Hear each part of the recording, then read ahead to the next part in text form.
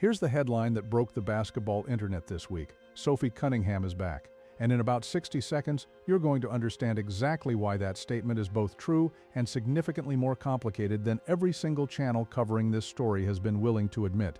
Because there is what actually happened, and then there is what you were told happened. And right now, across every major WNBA commentary channel on this platform, those two things are not the same. Multiple channels went full meltdown mode the moment Sophie Cunningham posted on Instagram. The takes went nuclear. The clips went viral. Comment sections erupted with Fever fans declaring a championship before a single game tip. But here's the detail those channels either buried, glossed over, or conveniently omitted in their race to generate clicks. Sophie Cunningham did not re-sign with the Indiana Fever. She announced that she is joining USA Network as a contributor for WNBA broadcast coverage this season. That is a broadcasting role, not a player contract, not a roster spot. And that distinction matters enormously, not because it makes the story less exciting, but because the actual story, once you understand it fully, is more layered and more interesting than any clickbait headline can contain.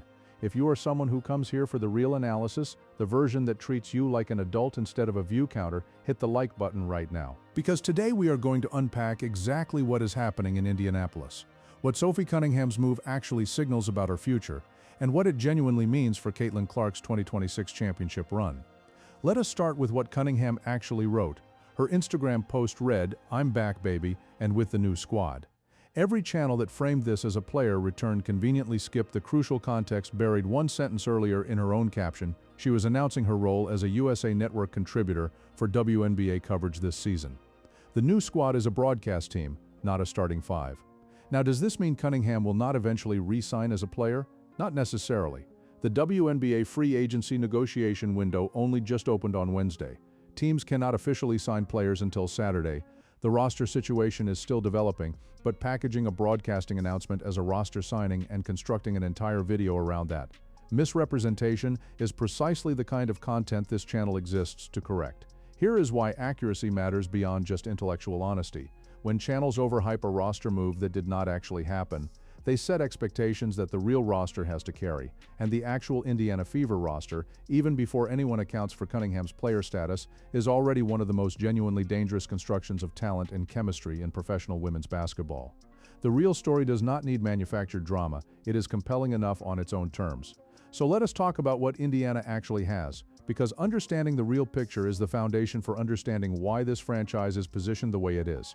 Kelsey Mitchell has been secured with a core qualifying offer, a signal that the front office views her as a cornerstone, not a question mark. Lexie Hull has been locked down with a restricted qualifying offer, which means Indiana retains the right to match any outside deal she receives. That is a deliberate, calculated move.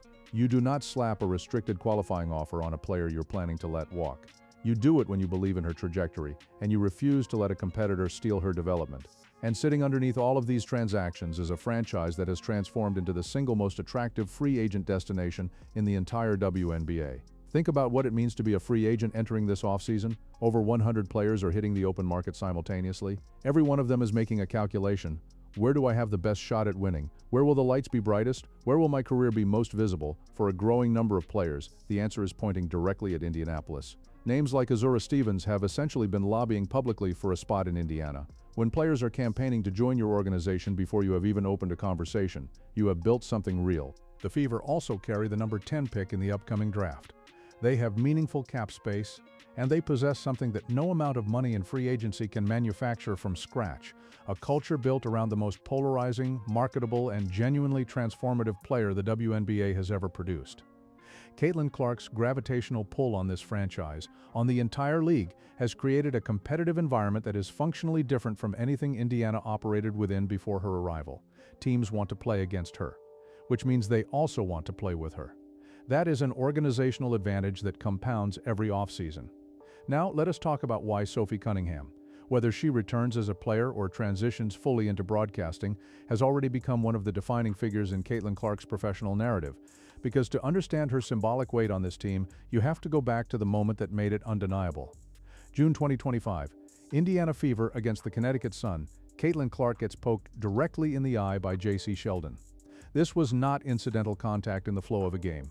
The WNBA had been running a structured physical campaign against Clark since the moment she stepped onto a professional court as a rookie. The Phoenix Mercury, the franchise Sophie Cunningham came from, held explicit locker room conversations about how to physically test Clark, how to show her what the W really is. Cunningham was in those rooms, she participated in those film sessions, she understood the mentality from the inside, and then she crossed to the other side of the divide. When Clark absorbed that hit in Connecticut, Cunningham did not file a protest with the officiating crew, she did not wait for the halftime buzzer to send a pointed social media post. She grabbed Sheldon and put her on the floor on national television. Both players were ejected. Cunningham chipped a tooth in the physical altercation. She did not register that as a loss, because that is what an enforcer does. You touch my teammate, I respond. No committee, no consultation, no apology. That moment traveled further than most highlights ever do. Cunningham's social media following surpassed 1 million within a single news cycle. She became the most beloved teammate in professional women's basketball, not because of a scoring title, not because of a Defensive Player of the Year award, but because she demonstrated to the entire basketball world that someone in Indiana had Caitlin Clark's back in a way that was unconditional and immediate, in a league that had spent multiple seasons using physical intimidation as a strategic tool against Clark.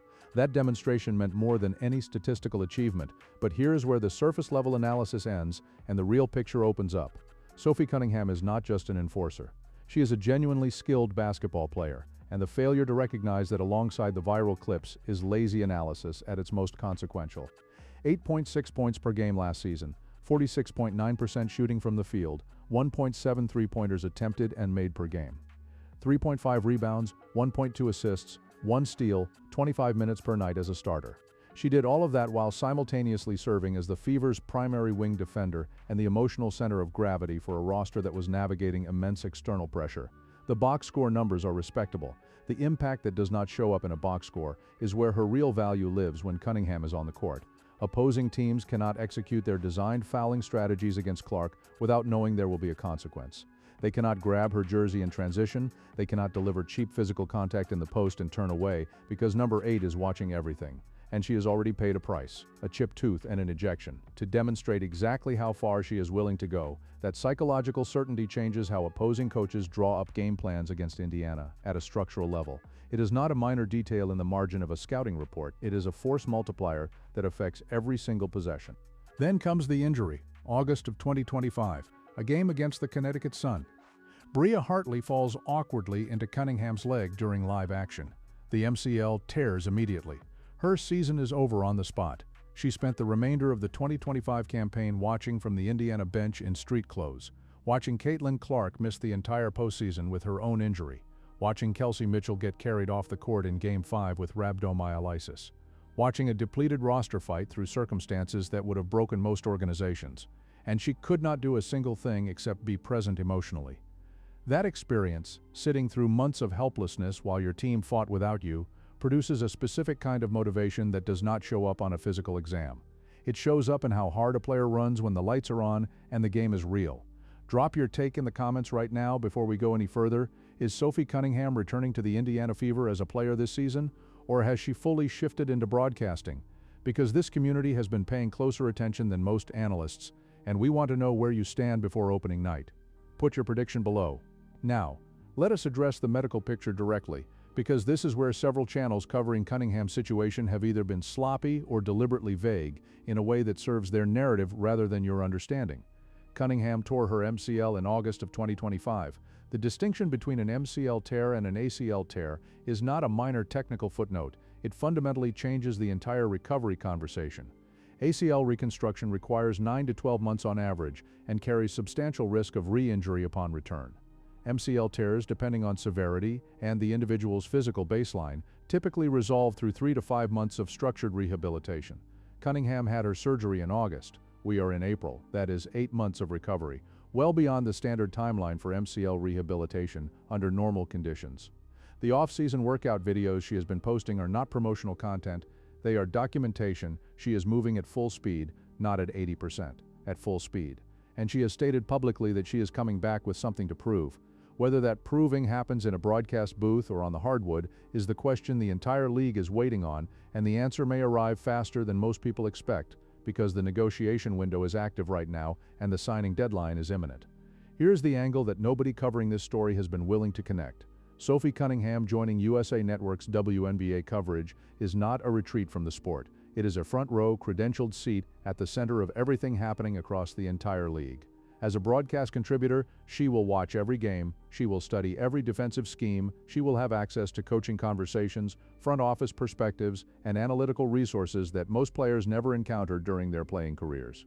If she returns to the court this season or next, she comes back as a player who has spent months dissecting the league from an analyst's chair.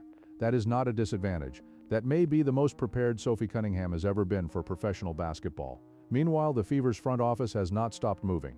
The real question surrounding the roster is not whether Cunningham is back. It is what Indiana is building around Caitlin Clark with every available resource, and whether the pieces being assembled can survive an entire postseason at full health.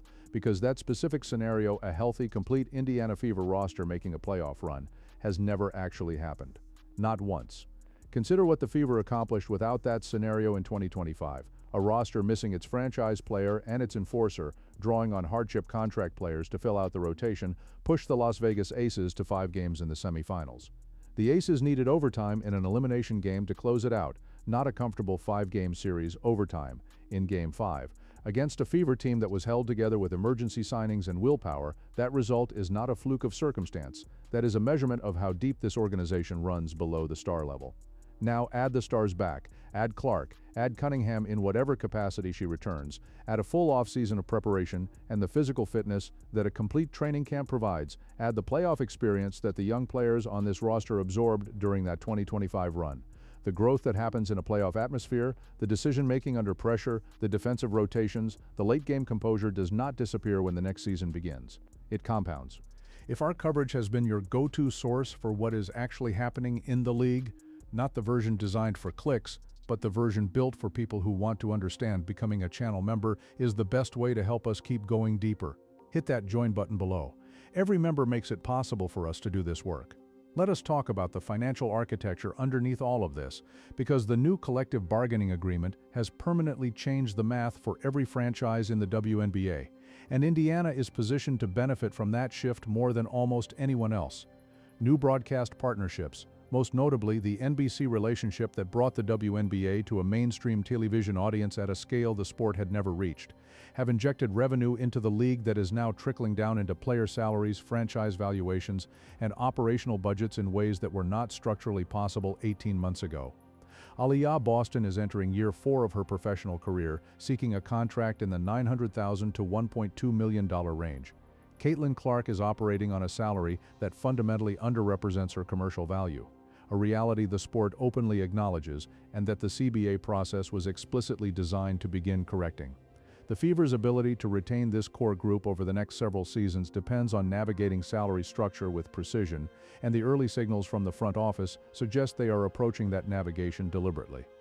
The age profile of this roster is worth sitting with for a moment. Clark is 24, Boston is 23, Hull is 26, Mitchell is 30, but in the most productive stretch of her career, Cunningham is 29 with the energy and competitive hunger of someone significantly younger. This roster is not aging into a window of opportunity, it is standing directly inside one right now. The window is open. The only question is how aggressively Indiana commits to walking through it. A new practice facility is in development. The coaching staff under Stephanie White has navigated a gauntlet of injury and roster disruption and still delivered a postseason performance that exceeded reasonable expectations by multiple levels. The front office has demonstrated through the Mitchell and Hull qualifying offers and the maintenance of draft capital at pick 10 that it is executing a coherent long-term strategy rather than reacting to circumstances as they arise. These are the organizational indicators that separate contenders from pretenders in professional sports, not star power alone, infrastructure, intentionality. The willingness to make difficult decisions in the interest of long-term construction. Here's what the rest of the league is actually staring at when they evaluate Indiana's 2026 outlook. The Las Vegas Aces have a Ja Wilson, the best individual player on earth. The New York Liberty have built a roster through free agency spending that rewrites competitive expectations at the franchise level. Both of those organizations deserve full credit for what they have constructed, but neither of them has what Indiana has built around Clark, a fan ecosystem that treats every single game as a cultural event, a commercial footprint that extends well beyond basketball into the broader sports and entertainment landscape, and a locker room chemistry that has proven it can function at near championship levels even when the roster is fractured. The question commentators keep asking is whether Indiana can beat the Aces or the Liberty in a playoff series. They are asking the wrong question. The right question is this: what does this team look like when everyone is healthy for the full duration of a postseason for the first time? When Clark is not managing an injury, when the bench is not populated with emergency contracts, when the coaching staff has a complete roster to work with through every round. Nobody has seen that version of the Indiana Fever yet. That specific unknown is the most compelling variable in women's basketball heading into the 2026 season. If you have a friend who is still getting their Indiana Fever information from channels that packaged a broadcasting announcement as a player signing, share this video with them right now. They deserve the real picture. The season opens May 9th against the Dallas Wings. Between now and that tip, every roster decision Indiana makes will be filtered through one central lens.